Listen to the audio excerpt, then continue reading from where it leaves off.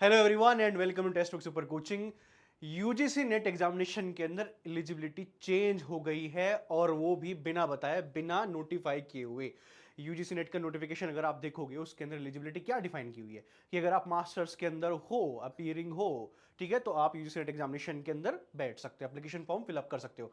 Appearing को कैसे interpret किया जाता है कि आप फाइनल ईयर के अंदर हो, फर्स्ट ईयर के अंदर हो। लास्ट ईयर तक यही था, ठीक है। आपने जिन किन्हीं स्टूडेंट्स ने दिसंबर के अंदर एप्लीकेशन फॉर्म फिल भी किया था, वहां पे यही एलिजिबिलिटी थी कि आप अगर फर्स्ट ईयर के अंदर हो, सेकंड ईयर के अंदर हो, मास्टर्स के अंदर अगर आप हो तो आप एग्जामिनेशन के अंदर एप्लीकेशन फॉर्म फिलअप कर सकते हो।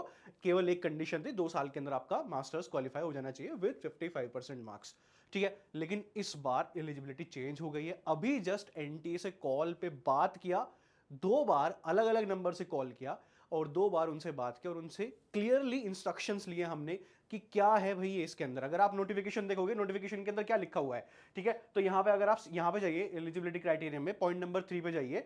यहां पे देखो क्या लिखा हुआ है कि जो कोई अपेयरिंग है, ठीक है, who are pursuing their master's, जो अपनी मास्टर परस्यू कर रहा है, ठीक है, मास्टर परस्यू कर रहा है मतलब मे बी वो फर्स्ट ईयर के अंदर हो, या कैंडिडेट जो कि फाइनल ईयर के अंदर है, ठीक है। तो यहां पे इसके ऊपर ही हमने क्लैरिफिकेशन लिया उनसे कि जब हम एप्लीकेशन फॉर्म फिलअप कर रहे हैं तो ऐसा आ रहा है कि अगर मैं 2026 डालूं यहां पे ईयर ऑफ पासिंग और यहां पे डालूं कि मेरा फाइनल ईयर का रिजल्ट अवेटेड नहीं है, नो क्लिक करूं, यू आर नॉट एलिजिबल। अगर मैं 2025 डालूं, फाइनल ईयर का रिजल्ट अवेटेड नहीं है, नो लिख दूं, यू आर नॉट एलिजिबल। तो क्या है, इसको लेके हमने एनटी से पूछा, 2 बार कॉल किया, उन्होंने क्लियरली बता दिया है कि फर्स्ट ईयर के अंदर जो स्टूडेंट्स हैं वो इनएलिजिबल हैं, वो इस बार अप्लाई नहीं कर सकते।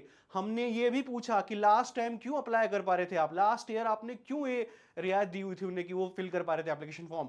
तो उन्होंने कहा सर हर साल एप्लीकेशन फॉर्म के अंदर कुछ ना कुछ चेंजेस आते हैं, उसको और बेटर करने की कोशिश की जाती है। तो इस बार हमने यही किया है, हमने फर्स्ट ईयर के स्टूडेंट्स को इनएलिजिबल कंसिडर कर दिया है, वो है ही नहीं, अप्लाई ही नहीं कर सकते। वो केवल जो फाइनल ईयर के स्टूडेंट्स हैं, यानी कि सेकंड ईयर के जो स्टूडेंट्स हैं, थर्ड सेमेस्टर में, फोर्थ सेमेस्टर में, जिनकी 2025 के अंदर कंप्लीट हो जाएगी पूरी की पूरी मास्टर्स, ठीक है, वो ही स्टूडेंट्स केवल अप्लाई कर सकते हैं, ठीक है।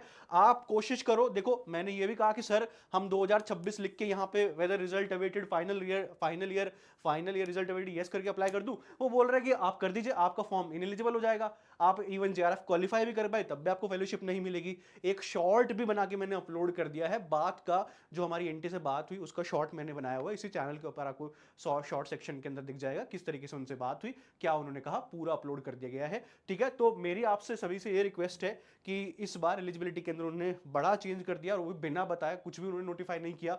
ये चेंज ये है कि केवल वो स्टूडेंट्स, अपेयरिंग स्टूडेंट्स जो फाइनल ईयर के अंदर हैं, जो जिनका रिजल्ट इसी साल अवेटेड है, वो एलिजिबल है। जो स्टूडेंट फर्स्ट ईयर के अंदर है वो इनएलिजिबल है। मैं अपनी तरफ से नहीं बोल रहा हूं, एनटीए की तरफ से मुझे पता चला है, 2 बार अलग अलग नंबर से कॉल किया है। मैं अगेन आपसे ये बताना चाह रहा हूं कि कमेंट सेक्शन के अंदर आएंगे बच्चे, वही बोलना शुरू कर देंगे, अरे हो तो रहा है अप्लाई, हो तो रहा है अप्लाई। देखो आपका भले ही यहाँ पे 2026 डाल के अप्लाई हो जा रहा हूं यहाँ पे, लेकिन एनटीए ने क्या कहा है मैं वो आपको बता दे रहा हूं। क्लियरली उन्होंने इंस्ट्रक्शंस दी हैं कि फर्स्ट ईयर के इनएलिजिबल हैं एंड फाइनल ईयर के एलिजिबल है, ठीक है। So that's it from my side. Comment section के अंदर कमेंट करके जरूर बताइएगा कि आप क्या सोचते हैं इस बारे में, और एनटी के साथ अगर आपने बातचीत की हो तो वो भी जरूर बताइएगा, कॉल करके आपने पूछा हो तो जरूर बताइएगा। Thank you very much.